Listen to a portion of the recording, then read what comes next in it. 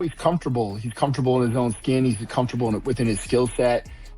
He's just done an amazing job of really his growth and his maturation into the division. That Euroshmetic win is now, really looked great on his record, and I couldn't be happier for him, man. I'm so proud of him and what he's developing himself into. The question, though, and you have a good point, is his durability. Because, DDP is an indestructible Australian fucking tank. He's a big dude and he can take a lot of punishment. Can Strickland. So we'll find out. I think he can, and I think it makes for a great fight. I just think Strickland's game plan and what the questions that need to be answered are those first 3 rounds. Can he withstand the onslaught of Khamzat? If he can, the round 4 and 5 can get tricky for Khamzat. That's where Strickland really thrives, and what's that look like if we do get there? And that's why I hang my hat on, where I'm like, I think he has a better chance to beat him than DDP did. That's it. Could be totally wrong. Could be totally off. I'm telling you, Khamzat's the most impressive fight I've ever seen in training. What he did to these D1 and world champions is fucking mind-blowing. And he might go in there and fucking mollywop Strickland in the first round. Would not be surprised with either. But I think Chimaev's just going to be too big, too strong. But I think Strickland will do better than DDP. I do. I think styles make fights. I think just because he beat him there, that's something that could happen. But yeah, I certainly think that that this is a fight that Chimaev will win. And I don't think I'm saying anything crazy here. And that's the way I'm going in this fight. So I guess I should say, I think most people are going to be picking Chimaev here. So if you are picking Strickland, tell me how you think he's going to win. For those backing Sean Strickland, articulating his path to victory becomes a central question. The anticipated clash between Khamzat Chimaev and Sean Strickland has emerged as a contest where reaching a definitive consensus feels remarkably elusive. Some analytical minds heavily emphasize the grappling prowess at play, while others contend that Strickland possesses the necessary toolkit to control the fight's pace and maintain distance. This very divergence in expert opinion is precisely what makes this encounter so captivating. What follows is a curated collection of insights from several prominent figures in the realm of mixed martial arts, each providing a distinct perspective on how this high-stakes showdown might unfold. Yeah, it's weird. He also throws like looping shots on purpose sometimes. Like you would think it's bad technique, but he's like finding a way around your guard. Yeah. Michael Bisping initiated his commentary by acknowledging Chimaev's pristine professional record and his unusual combination of devastating power and elite-level grappling ability. However, Bisping quickly highlighted that Chimaev's most recent outing generated considerable debate due to a contentious decision, suggesting that certain vulnerabilities may indeed exist within his game. Shifting his focus to Strickland, Bisping noted a discernible evolution in his recent performances, specifically mentioning increased aggression and a newfound willingness to physically impose himself. Bisping's assessment implies that the bout could be considerably more competitive than current betting odds suggest, positioning Strickland's continuous improvement as a significant factor in making him a viable underdog. With Strickland's evolution making him a live underdog in this scenario. Strickland might just be the last dude in America that you want to threaten. Because, let's be honest, a former middleweight champion and a guy that's got a really good shot. And we'll get into the matchup in just a second. A guy that's got a shot at beating Khamzat Chimaev and being the first person to ever do it, right? But he's saying, come and see me. You know Sean Strickland's packing 100%. He's not that stupid, right? Anyone comes to his house, he's got the guns. We've seen the videos, right? He was down there, he had a piece, and he was like, come on then. Come and see me, bro. Come at me. And then, of course, he talks about the Paulo Costa incident. I have a beef with Chimaev. I call him Gourmet Chain. I'd like to fight him. Where there was a little bit of a thing at the Apex or the Performance Institute. And what? Did you say you want to fight now? You want to fight me? No, I said, do you said anything? I want to fight you. You want to fight me? I don't think Khamzat was being held back by his people. I don't think Khamzat was scared to go and talk to Paulo Costa. And I'll tell you something. I don't think Khamzat is scared of anyone on the planet. Concluding his observations, Bisping chose not to offer a definitive prediction, instead underscoring the intangible qualities Strickland brings into the octagon. He referenced Strickland's impressive fight record, his victories over top-tier opponents, and his authentic, no-nonsense approach to fighting. A clear sense of respect permeated Bisping's tone, conveying an expectation that Strickland will enter the cage mentally prepared and physically primed. Nevertheless, he did not disregard the formidable early-round threats posed by Chimaev.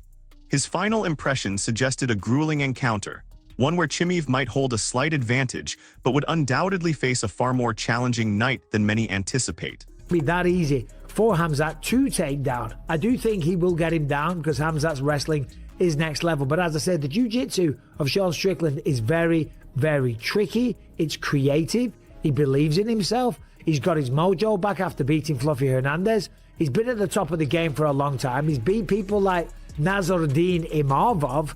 That's not an easy thing to do. Put a beat down on Abus Magomedov. And coming into this one, he's like, bro, you want to go out there and talk all of this shit and make out like you're going to threaten me and come to my house and kill me? That's fine. I'll see you in the octagon, okay? Sean Strickland doesn't walk around with a massive entourage. He doesn't, and I respect that about him. You don't need an entourage. You don't even need a bunch of coaches. It's just Sean, Eric Nicksick, and a bunch of people that he spars with. Most of the time, he's always dressed the same.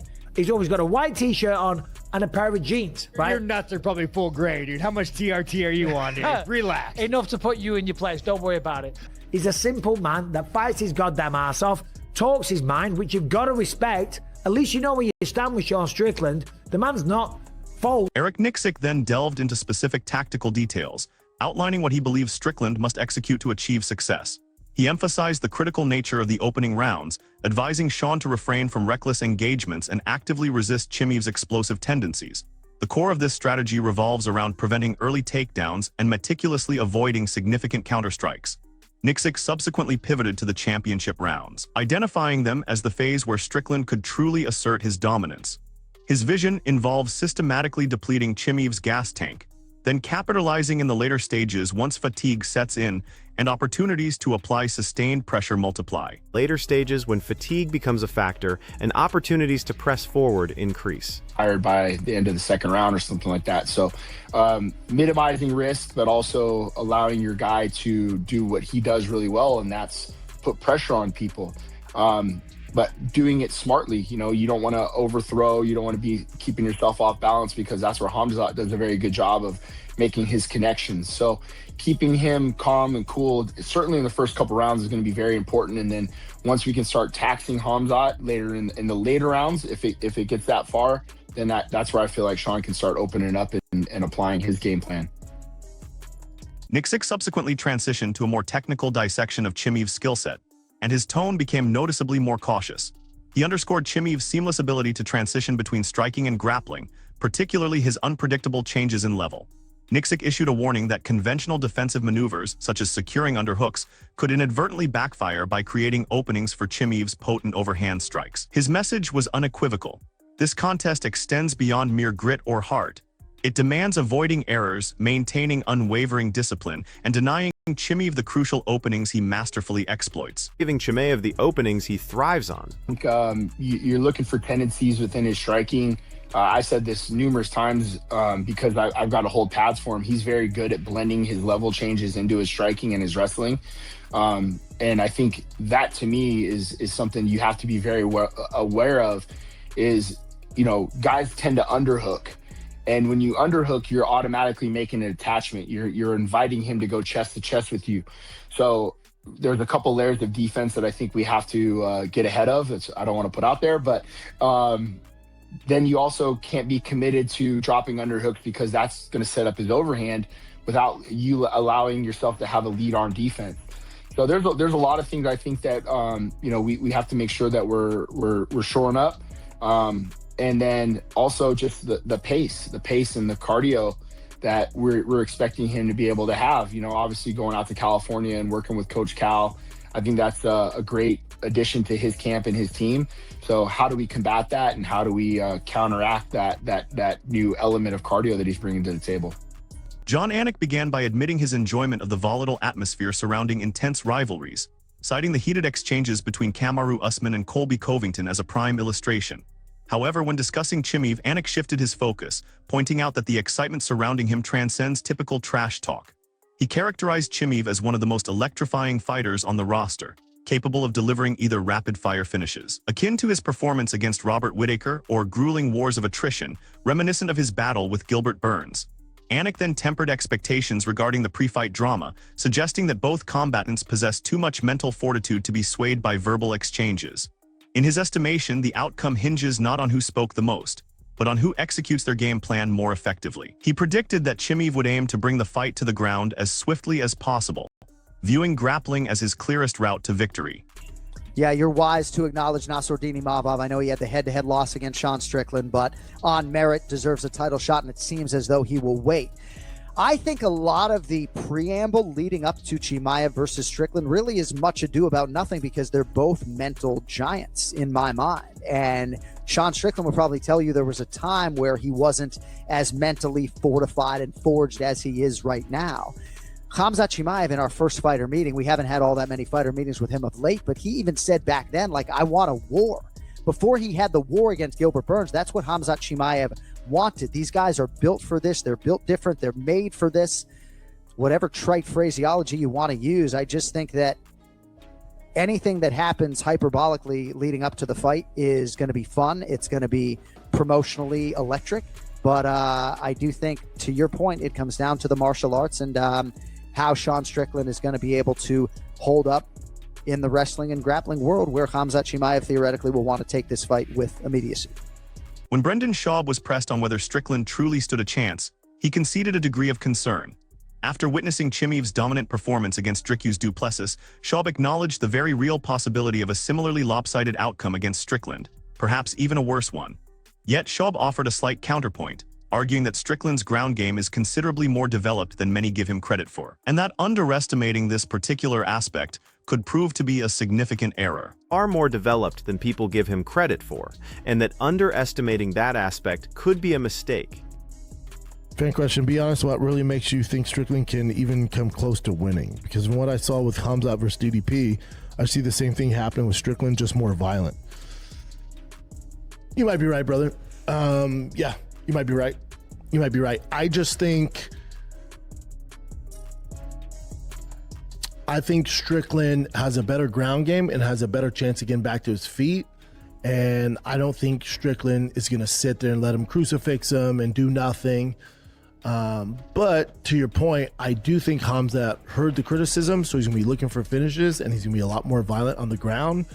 But I just think over 5 rounds, over 25 minutes, Strickland has the willpower, the skill set to get up in certain Where Schaub genuinely credited Strickland was in the later rounds of a potential 5-round contest. He firmly believes that Strickland's superior conditioning and mental resilience would become crucial factors, especially when compared to Chimaev and du Plessis, who might not maintain their efficacy deep into championship rounds. However, Schaub didn't shy away from addressing the elephant in the room, durability, while du Plessis demonstrated an ability to absorb punishment. The pressing question remains whether Strickland can withstand Chimaev's initial onslaught. If he can survive, Schaub contended that rounds 4 and 5 are where Strickland transforms into a dangerous opponent, as his cardio and relentless pressure often wear down adversaries. Rounds 4 and 5 are where Strickland becomes dangerous, as that's when his cardio and pressure tend to break opponents. He's going to get taken down. I think it's very tough to finish on the ground.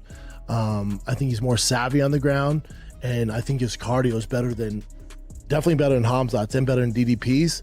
The question, though, and you have a good point, is his durability. Because, you know, DDP's an indestructible Australian fucking tank.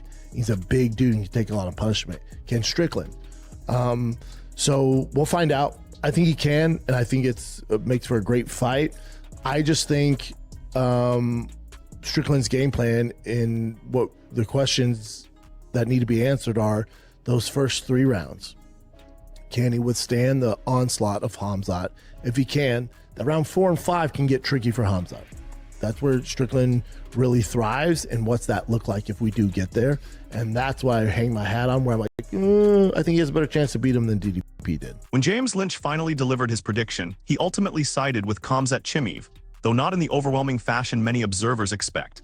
Lynch expressed doubt that Chimaev would easily submit Strickland, noting that Chimaev failed to make Dricus du Plessis tap, and emphasizing that Strickland's defensive grappling is often undervalued. Instead, Lynch leaned toward a decision victory for Chimaev, anticipating a longer, grittier fight than is commonly projected.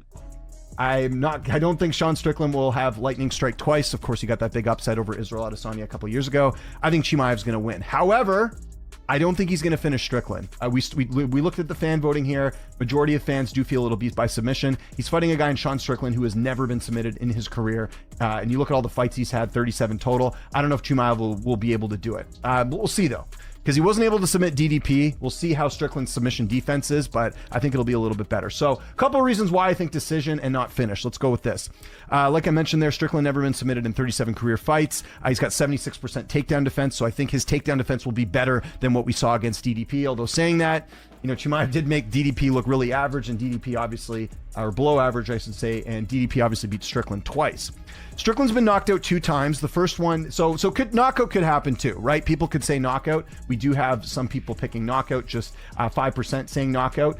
That might happen. Strickland has been knocked out before, but a little bit of context helps, right? So one of his knockout losses was against Lesky dos Santos. It was a spinning heel kick and punches. It was a TKO finish. And also keep in mind how much weight Strickland was cutting at 170. I think he was a little bit more susceptible to getting knocked out by then. Lynch further tempered the narrative surrounding Strickland's susceptibility to knockouts. While acknowledging that Strickland has indeed been finished previously, Lynch provided crucial context rather than presenting it as an inherent weakness. One knockout resulted from a rare spinning heel kick, and the other was delivered by Alex Pereira, a fighter renowned for finishing nearly all his opponents. Chimaev, in Lynch's estimation, does not possess that same pronounced knockout threat. Lynch also critiqued Strickland's strategy in the Pereira fight, noting that attempting to outstrike a world-class striker was a tactical miscalculation that doesn't align with his usual intelligence. There was that one. The other knockout loss was Alex Pereira. Alex Pereira's knocking out everyone. I don't really put Chimaev in the same category as Pereira with knockout power. Maybe we could make that argument, but Strickland had just a terrible game plan in that fight, trying to strike with a former glory kickboxer champion. So don't know if that'll happen either. So that's another reason why I'm leaning submission. Chimaev has gone the distance in 3 of his last 5 fights. Let's not forget about that. As great as he looked in that last fight, that was also a decision. He did finish Whitaker, but Usman was a decision. Holland's been submitted a handful of times, and he also went the distance with Burns. So yeah, 3 of his last 5, he has gone the distance. Strickland, I don't think will submit him, and he likely won't knock him out. Strickland did get a TKO win in his last fight, but it's not really typical for Strickland. He himself, if you look at his last 5 fights, only got 1 finish there. If you want to go in his last 6, he's only got 2 finishes in his last 6 fights. That's not a good ratio for him to finish Chimaev. So, I don't really see, you're almost banking on a Strickland decision if he was to win, and I just don't know if that's going to happen here. Again, Chimaev, very strong, very active, very fast. We know he's got the cardio now to go 5 rounds. Ultimately, the outcome of this contest hinges on which fighter establishes their rhythm first and successfully maintains it under intense pressure. Should Chimaev secure early takedowns and dictate the fight's pace, the momentum could decisively swing in his favor from the opening bell. Conversely, if Strickland manages to remain upright, absorb minimal damage, and drag Chimaev into the deep waters of the later rounds, the momentum could shift dramatically in his favor. This precise dynamic explains why opinions are so sharply divided on this matchup. It's far more intricate than it appears on the surface, and a single exchange could ultimately determine the entire result. Share your prediction in the comments below. Who secures the victory, and how does the fight conclude?